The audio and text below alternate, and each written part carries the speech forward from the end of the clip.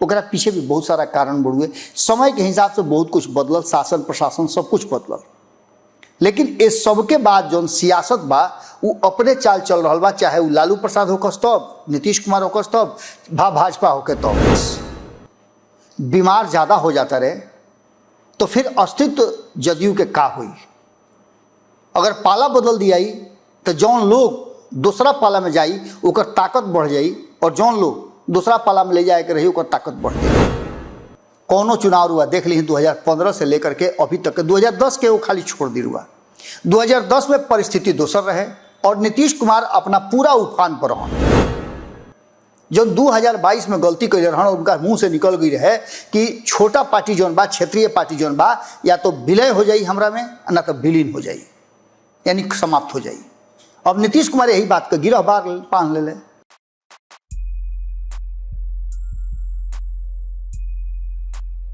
गोड़ा तनी हेरा से अभिनंदन बा। ढेर दिन के बाद रुआ लोग से एक खाली फिर खूंटा टूक पर हाजिर बानी, और आज विषय भी कुछ गंभीरे बा। कारण कि रुआ लोग लगातार देख रहा बानी कि भोजपुरी में तो ना, लेकिन लगातार हम बिहार के राजनीति के विश्लेषण भारत लाइव पर या भारत लाइव बिहार झारखंड होके, या फिर नमन जी के साथ पंचनामा पर भी कभी कभी हम करत रहतानी। जो वर्तमान बिहार के राजनीति बा ओकरा बारे में बस उतने कहब कि गाँव होके बा शहर सगरे हवा गड़बड़ाइल बा। गाँव होके बा शहर सगरे हवा गड़बड़ाइल बा। बुझाता फिर से चुनाव के रचना रचाइल बा। बुझाता फिर से चुनाव के रचना रचाइल बा। मैं खेल रउआ के फुसिलावे खातिर नधाइल बा। मैं खेल रउआ के फुसिलावे खातिर नधाइल बा। उजबुक बनावे के खेल फिर से रचाइल बा। रुआ ये बात के अच्छा से बुझता नहीं, खूब बढ़िया से निमन से रुआ बुझ रहा बानी कि जौना तरीका से रुआ के लगातार कभी चाचा तो कभी भतीजा, कभी हई तो कभी हऊ, अलग अलग तरीका से रुआ के ठगे के फुसलावे के कोशिश करता रहे। नरेंद्र मोदी जी इनका पर बहुत भरोसा भई रहे 2014 में कि वहीं तो बहुत कुछ बदल जाई। हालांकि बदलाव बहुत कुछ भइल, लेकिन आम आदमी के जीवन स्तर और रोजगार के दिशा में सरकार पिछड़ल रही। वादा कैले रहन नरेंद्र मोदी, ओकरा के पूरा ना कैले, और 2 करोड़ लोग के हर साल नौकरी देवे के, रोजगार देवे के वादा कैले रहन। खैर हम बिहार और लौट के आवत तो बिहार में रुआ देखले हो खब कि असर कुछ नहीं है। नीतीश कुमार के 19 साल के शासन में सिर्फ उतने बात भइल बा कि लोग जियत खात बा। हालांकि अपराध के बात करी तो रुआ पते बा कि अपराध के आंकड़ा लगातार तेजस्वी यादव ठोक रहा बा, लेकिन ये बात तो रुआ माने के पड़ी कि 2005 के पहले जो स्थिति रहे वो स्थिति तो नहीं है। ओकरा पीछे भी बहुत सारा कारण बढ़ुए। समय के हिसाब से बहुत कुछ बदलल, शासन प्रशासन सब कुछ बदलल, लेकिन इस सबके बाद जो सियासत बा वो अपने चाल चल रहा बा। चाहे वो लालू प्रसाद होकस तब, नीतीश कुमार होकस तब, भाजपा होके तब। ये सब लोग के कहीं ना कहीं सत्ता सुख चाहिए, और सत्ते खातिर कुछ वो लोग दाव पर लगा सकेला। अब नया स्थिति जो पैदा भइल बा तौना में नीतीश कुमार के पैतरा से भाजपा बहुत लाचार बा। अगर नरेंद्र मोदी चाह के भी, हालांकि बहुत सारा ऐसा बात रहे जो उनके पिछला कई दशक से भारतीय जनता पार्टी कई चाहत रहे जो ना करत रहे, तो 10 साल में कैलस। कई गो कानून बदलल, कई गो कानून नया आयल, ये सब पर तो काम भइल, लेकिन असल काम जो करे के रहे वो काम पे भारतीय जनता पार्टी भी पिछड़ गई। युवा लोग के संगे वादा रहे, अब ओकरे के रुआ कहीं कि हम अलग अलग माध्यम से करतानी, अग्निवीर के माध्यम से हम नौकरी दे रहल बानी, तो ई तो तरीका ना भइल। एकरा के लेके पहले ही से कुछ बहुत कुछ रहल है। अब जो वर्तमान स्थिति बनल बा तो बिहार में 2025 के चुनाव के 2024 के चुनाव हो गई। नीतीश कुमार उन्हें जो फसल बाड़े, यानी कि पेंच दोनों जगह फंसले बाड़े। एजा तो वो अपने भाजपा के आसरा पर मुख्यमंत्री, उन्हें भाजपा के अपना आसरा पर बनौले बड़न प्रधानमंत्री। अब नीतीश कुमार के लेकर के ये बात भी कहल जा रहा बा कि नीतीश कुमार के लगे मौका बा तो बिहार के विशेष राज्य के दर्जा बिहार में फैक्ट्री के रेला का निखन लगा देत। कई गो बिहार के व्यवसायी बिहार में फैक्ट्री लगावल चाहत रहन।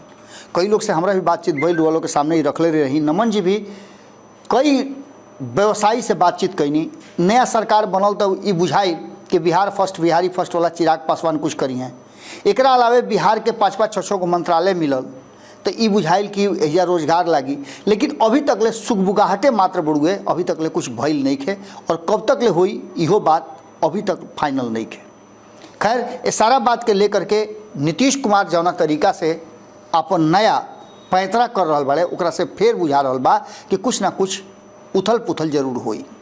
ये उथल पुथल के कारण भी बा रुआ लोग से पहले ही बतौले नहीं, और खास करके भारत लाइव पर रुआ देख होगा कि रुआ से कहले नहीं कि नीतीश कुमार भारतीय जनता पार्टी के साथ आखिर बाड़न का है, उनकर मजबूरी बा या लाचारी बा।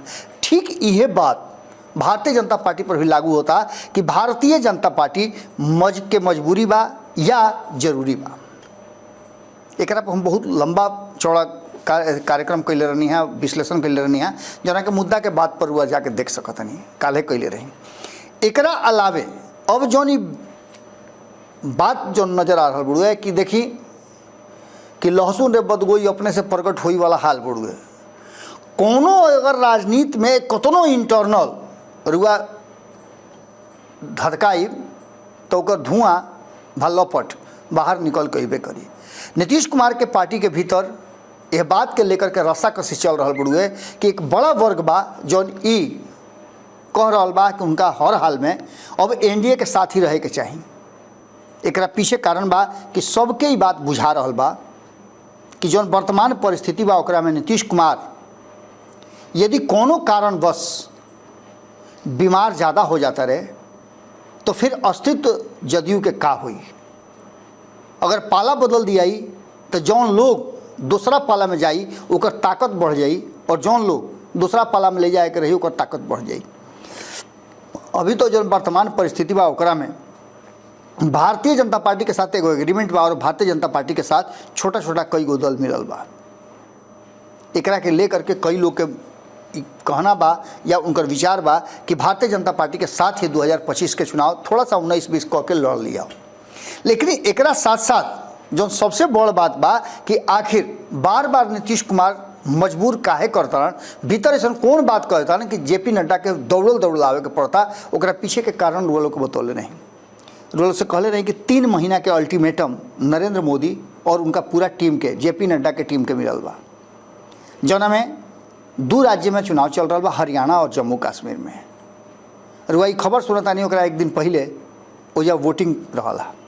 अभी वोटिंग होखे वाला बा, 1 तारीख तक वोटिंग हुई, 4 तारीख के परिणाम आवे वाला बा। जब 4 तारीख के परिणाम आई ओकरा बाद देश के राजनीति और बिहार के राजनीति में भी बहुत कुछ बदलाव हुई, कारण कि आरएसएस एक बार फिर से अपना कब्जा में सब कुछ लिहल चाहता। इस चलते उथल पुथल तो होइबे करी। नीतीश कुमार के साथ रिश्ता अभी बना के रखे में आरएसएस के भी भूमिका बा। रुआ बीच में देख लो कि खटर पटर सुराई देवे लगा रहे कि फलना है ने टूट के चल जी हैं, चिलना होने टूट के चल जी हैं। उन्हें ललन सिंह कई गो सांसद के लेकर के नरेंद्र मोदी से मुलाकात करता रहा। ये सारा बात रुआ सुन लो कब उनकर मुलाकात अमित शाह से हो रहा बा। एकरा अलावे चिराग पासवान के भी 3 गो सांसद उनका फेरा में पड़ल बाड़े। अशोक चौधरी जाके धक दिल्ली में मुलाकात कर रहा बा।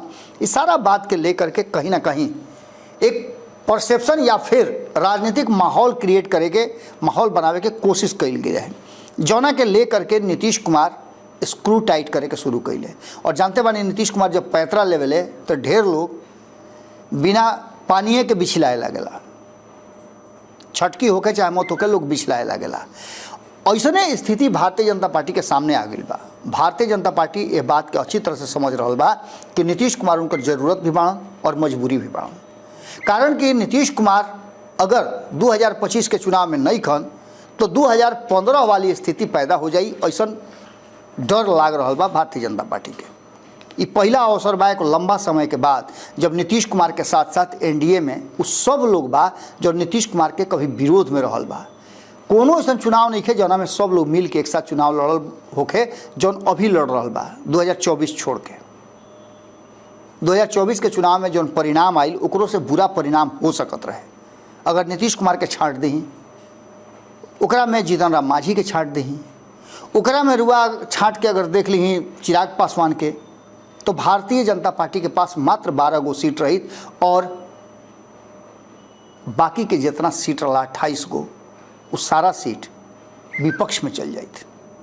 लेकिन नीतीश कुमार के अइला से इस सारा सीट जो 30 गो बा उ बरकरार रहल। 9 सीट रुआ हाथ से निकलल, लेकिन 30 गो सीट रुआ लगे बा। ये बात रुआ अच्छी तरह समझता नहीं तो नीतीश कुमार मजबूरी और ज़रूरत दोनों बा। नीतीश कुमार के 15% जो वोट बा वो वोट के लेकर के भी भारतीय जनता पार्टी अच्छी तरह से जान रहा बा कि नीतीश कुमार के अब ही साथे रखला के जरूरत बा। एकरा अलावे नीतीश कुमार भी समझ रहा बाड़े कि अगर ये सारा लोग एक साथ बा तो सीट शेयरिंग के समझौता में भी बहुत पैंतरा करे के पड़ी। इस चलते नीतीश कुमार पहले ही से पैंतरा कर रहा कि भारतीय जनता पार्टी और बाकी के लोग नीतीश कुमार के ज़्यादा दबावे के कोशिश मत करो, कारण कि उन्हें के जो गटी बा गोल बा वो बरियार बा। नीतीश कुमार अब कह ली अकेले बाड़न, बाकी लोग गोल में बा, तो निश्चित रूप से नीतीश कुमार तनी कमज़ोर जरूर पड़ता रहे वहिया जब एनडीए के बात और एनडीए के बैठक हुई। ऐसा स्थिति में नीतीश कुमार अगर पैंतरा ना करी हैं तो क्या करी हैं। रोजाना तानी कि कमज़ोर आदमी हूह ज़्यादा बांधेला। नीतीश कुमार पूरा हूह बांधता और एकरे के लेकर के विभिन्न तरह के एक्ट कर रहा बड़ा, जौन में अशोक चौधरी के बात कर ली या श्याम रजक के ले आवे के बात करी या और भी मनीष वर्मा के ले आवे के बात करी। इस सारा एक्ट जौन हो रहा बा, इस सारा सब कुछ नीतीश कुमार के एक रणनीति के तहत हो रहा बा। ये रणनीति में कहीं ना कहीं अगर यह स्थिति रही वर्तमान जौन बा ओकरा से दोनों जगह के सरकार डिस्टर्ब हो जाई। जो वर्तमान परिस्थिति बनल बा ओकरा में एक बात साफ पड़ुए कि रुआ तेजस्वी यादव के और तेजस्वी यादव के जो गठबंधन बा ओकरा के कमज़ोर ना समझ सकिले। कौनो चुनाव रुआ देख ली 2015 से लेकर के अभी तक 2010 के वो खाली छोड़ दी रुआ। 2010 में परिस्थिति दोसर रहे और नीतीश कुमार अपना पूरा उफान पर रहन। 5 से 10 तक ले नीतीश कुमार जो बिहार के लोग के राहत दिले रहन, जौना तरीका से वो एक्ट कैले रहन। ये 5 साल में भ्रष्टाचारी लोग के घर मकान जमीन कब्जा भई रहे और सरकार ओकरा के अटैच करके सरकारी संपत्ति बनाए, कहीं स्कूल, कहीं वाचनालय, कहीं और कुछ खोल देले रहे। ऐसे लोग के लागल कि अब भ्रष्टाचार बिहार में ना हुई। क्राइम, करप्शन और कम्युनलिज्म के लेकर के नीतीश कुमार जीरो टॉलरेंस के बात के ले रहन और भारतीय जनता पार्टी के भी स्क्रू टाइट करके रखले रहन। लेकिन परिस्थिति के अनुसार पिछला 10 साल में बहुत कुछ बदलल बा। 2010 में जब नीतीश कुमार चुनाव लड़े खातिर गईले तो बिहार के जनता उनका के एक खाली और मौका दिलस और खूब खुल के मौका दिलस कि और बेहतर काम करस। लेकिन बीचे में अपन गोड़ी कबार के भाग गईले। 2013 में जब नीतीश कुमार अलग भइले वजह से नीतीश कुमार के ग्राफ धीरे धीरे गिरे लागल। 2014 में का भइल वालों के पता बा। 2015 में लालू प्रसाद के साथ मिलले लालू प्रसाद के 30% वोट और नीतीश कुमार के 15% वोट, कांग्रेस के जो अपन 6-7-8% जो वोट बचल रहे वो सब मिला करके सत्ता तक पहुँचे के एक बहुत बड़का कॉम्बिनेशन बना रहे, जो में 170 से ज़्यादा सीट लेकर के आई लोग। भारतीय जनता पार्टी इस दंश झेल चुकल बड़ुए, कारण कि 2014 में जितना मजबूती के साथ वो सरकार बनौलस दिल्ली में उतने कमज़ोर भ होके आयल बिहार में। लेकिन भाग्य बढ़िया रहे भारतीय जनता पार्टी के, नीतीश कुमार फिर वापस अइले और फिर से इस संबंध चलल आ रहा बा। अब जो वर्तमान परिस्थिति बनल बा ओकरा में नीतीश कुमार भारतीय जनता पार्टी के जरूरत बा। यही चलते जेपी नड्डा बार बार बिहार आकर के और जो गलती उनका से भई रहे 2022 में, जना के चलते नीतीश कुमार हर्दी गुर्दी खूब बोल रहा बा। जो 2022 में गलती कैले रहन उनका मुंह से निकल गई रहे कि छोटा पार्टी जौन बा, क्षेत्रीय पार्टी जौन बा, या तो विलय हो जाई हमरा में ना तो विलीन हो जाई, यानी समाप्त हो जाई। अब नीतीश कुमार यही बात के गिरह बार पान ले ले। आ जानते भाई नीतीश कुमार जो कोनो बात धो लेवे तो ओकरा पर से अलग होकबे ना करस। अब जैसे रुआ देखले हो कि हम काम कर रहे हैं, हम काम करते आए हैं, हम देखिए ना कितना काम किए हैं, ये बात रिकॉर्ड के तरह बजावे ले जहाँ भी उनका बात करे के मौका मिलेला। जौना मंच पर विजयी हैं तोना मंच पर यह कहे कि हम तो काम करते आ रहे हैं, आपने देखा हम कितना काम किए हैं, सब लोग जानते हैं कि हम कितना काम कर रहे हैं, अभी कितना काम हमको करना है, कितना काम हम कर चुके हैं। यही पर आके उनका रिकॉर्ड बाजेला तो वही तरीका से वह बात के गिरह पार ले बड़न कि जेपी नड्डा ये बात कहले रहन। वापसी के बाद भी अब नीतीश कुमार बार बार ही कहत रहन, चाहे जेपी नड्डा के मंच पर कहस या प्रधानमंत्री नरेंद्र मोदी के मंच पर कहस कि अब कतही ना जाए। लेकिन जो वर्तमान परिस्थिति बनल बा और जना तरीका से रुआ से कहले रही, रुआ के याद हुई कि जब तेजस्वी यादव नीतीश कुमार के मुलाकात भई रहे ओकरा बाद ये चर्चा खूब हर आमो खास के जुबान पर रहे कि का खाली फिर से चाचा भतीजा एक हुई हैं। परिस्थिति जन्य सब कुछ होला। चुनाव में और चुनाव में अभी 1 साल देरी बा, लेकिन रुआ देखल हो कि उमस जहाँ जहाँ चुनाव बा 1 महीना 2 महीना के अंदर में ओकरा से ज़्यादा बिहार में चुनाव के चर्चा हो रहा बा। एकरा पीछे के कारण रुआ जानता नहीं कि बिहार सबसे ज़्यादा जागृत प्रदेश है। और चुनाव के समय में 2020 में का भइल देखने कि एने के आदमी उछल के ओने गइले, ओने के आदमी उछल के एने अइले। फिर 2025 के चुनाव में इस संभव बा, जब सीट शेयरिंग के समझौता हुई तो बहुत कुछ होना बाकी बा। अभी भी कहल जा रहा बा कि तेजस्वी यादव विदेश से आई हैं, ओकरा बाद बिहार के राजनीति में कुछ और होखे वाला बा। का हुई ये अलग बात बा, लेकिन भारतीय जनता पार्टी के बेचैनी जरूर बढ़ी। अगर नीतीश कुमार पाला बदलता रहे या इन्हें से उन्हें होता रहे तो ओकर असर सिर्फ बिहार पर ना बल्कि केंद्र के राजनीति पर भी चली और केंद्र के सत्ता पर भी चली। यही चलते भारतीय जनता पार्टी बार बार बिहार आकर के और नीतीश कुमार के वजन करके टटोल के हिला डोला के देखल चाहता। और जेपी नड्डा जौन की ई मामला के भंडोल कैले रहन, गड़बड़ौले रहन, अब उनके के ठीक करे के जिम्मेवारी दिहल गई बा। देखे वाला बात हुई कि जेपी नड्डा, हालांकि कहल जा रहा बा जो एक दिन पहले ही रुआ से बतेबे कहीं कि भाजपा के कई शीर्ष नेतृत्व के लोग से बातचीत भइल तो लोग के कहना बा कि जेपी नड्डा जौन उनका सदस्यता अभियान चल रहा बा ओकरे समीक्षा करे और आगे कैसे एकरा और बेहतर कल जा सकेला ओकरा खतिया होता। लेकिन रुआ बुझत है नु कितना सब कुछ प्लान बना के आई हैं तो सिर्फ उतने खातिर आई हैं और बहुत कुछ बा जना के अभी भी पर्देदारी बा। हमने के एकदम नज़र लग भिड़ौले बनी जा, जौन जौन अपडेट हुई रुआ लोग के सब सामने रखब जा। आज खूंटा ठोक में रुआ लोग से एजे विदा लेता नहीं, कल फिर भेंट हुई, गोड़ लागत।